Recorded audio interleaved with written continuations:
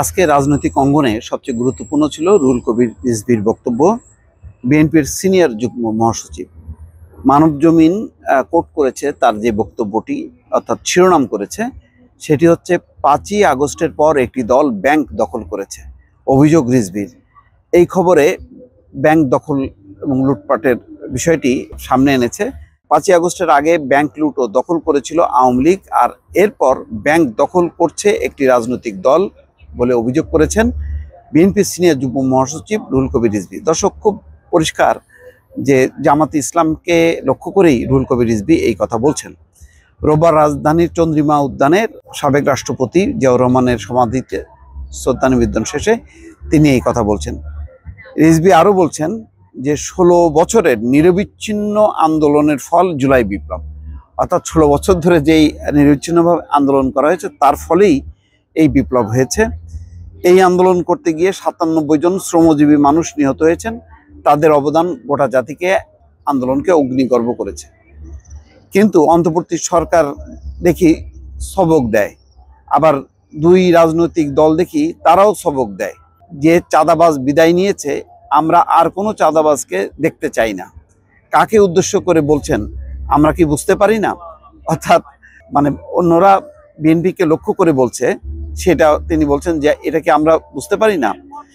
শেখ হাসিনার আমলে যারা ব্যাংক লুট ও ব্যাংক আত্মসাৎ করেছে, 5ই আগস্টের পরে কি আমরা ব্যাংক আত্মসাৎ করতে দেখিনি? প্রশ্ন রুহুল কবির রিজভী। আমরা তো দেখছি ইসলামী ব্যাংকগুলো কিভাবে গ্রাস করে নিল একটি রাজনৈতিক দলের অনুসারীরা। তিনি বলেন, বড় বড় কথা বলে বিএনপির নামে কলঙ্ক লেপনের চেষ্টা করছেন, কিন্তু পাড়া মহল্লায় টার্মিনাল দখল, টেন্ডারবাজি সহ ভাগাভাগিতে আপনাদের লোক কি জড়িত নেই? আমি সেই রাজনৈতিক দলকে বলতে চাই, খুব নীরবে সব অপকর্মের সঙ্গে আপনারা জড়িত। কারা পায়ের রক কাটে তাদের তো জনগণ ঠিকই চেনে। এই কথাটি তিনি আবারও বলছেন। রিজভী বলছেন যে খুব ঘোলা পানিতে মাছ শিকার করতে চান। আপনাদের 71-এর অর্জন কি? আপনারা 71-এর বিরোধিতা করেছেন। পরিষ্কারভাবে মানবজমিন পত্রিকায় এই রিপোর্টটি করছে। 72 ও 90-এর গৌরব বিএনপির। সেদিনও শেখ হাসিনার সঙ্গে আতাত করে এরশাদের কুলাঙ্গারের নির্বাচনে যাননি। ইসলাম নিয়ে রাজনীতি করেন, ইসলাম তো মুনাফিকি করে না। তার মানে হচ্ছে একেবারে জামাত ইসলামকে টার্গেট করে তিনি এই বক্তব্যগুলি দিলেন। দর্শক, রাজনৈতিক অঙ্গনে বোঝাই যাচ্ছে যে একেবারে সামনের যে বছরটি 2025, সেই বছরে কিন্তু যথেষ্ট পরিমাণ যে মুখোমুখি হতে যাচ্ছে দুটি রাজনৈতিক শক্তি, জামাতে ইসলামকে কেন্দ্র করে একটি রাজনৈতিক শক্তির বলয় গড়ে উঠছে বোঝা যাচ্ছে, আর একটা হচ্ছে বিএনপিকে কেন্দ্র করে।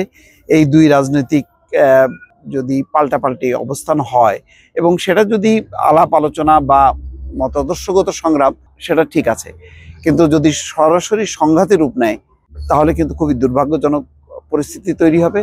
এবং শেখ হাসিনার বিষয়টা তখন আবার মানুষ ভাববে যে তাহলে পরিবর্তনটা কি হলো, আগে তো এই অবস্থাটাই ছিল। তো ফলে উদ্বেগ এবং উৎকণ্ঠার বিষয়ে রাজনৈতিক অঙ্গনে এটা ধরে নেওয়া যায়। ভালো থাকবেন, আল্লাহ হাফেজ।